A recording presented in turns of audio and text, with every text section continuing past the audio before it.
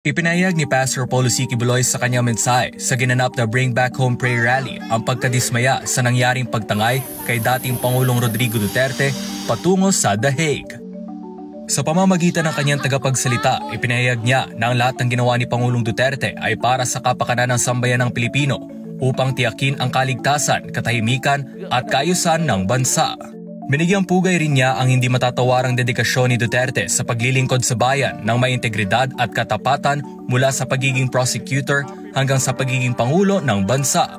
Para sa ating mga nagmamahal sa kanya, ang lahat po ng ginawa ng ating mahal na Pangulong Duterte ay para sa kapakanan ng bansang Pilipinas upang tayo ay mamuhay na matiwasay, masagana, mapayapa at punong-puno ng katahimikan ang ating buhay na walang ikinakatakot na masama.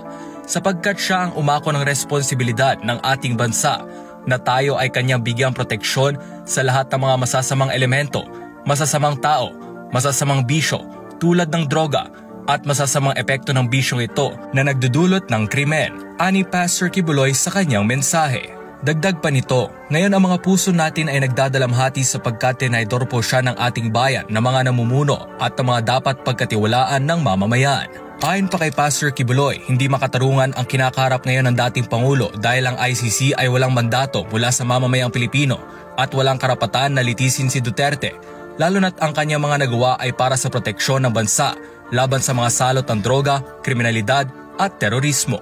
Kaya't ito ang ating mga dalangin ngayon para sa ating Tate Digong na siya ay may balik kagad-agad dito sapagkat puro mali po ang procedure ng gobyerno natin na pinagtaksilan siya at ang ICC na hindi naman talaga naaayon sa kanilang mga pamamaraan. Hindi dinaan sa tamang proseso ang ating Tatay Digong, dagdag pa ni Pastor Quiboloy.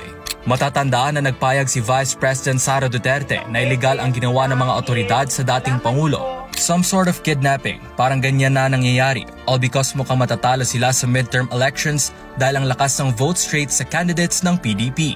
I warned you about the budget. I'm warning all of you about election cheating. Para sa karagdagang impormasyon tungkol sa plataporma at mga panukala ni Pastor Paulo C. Quiboloy, bisitahin ang apolloquiboloynationbuilder.com.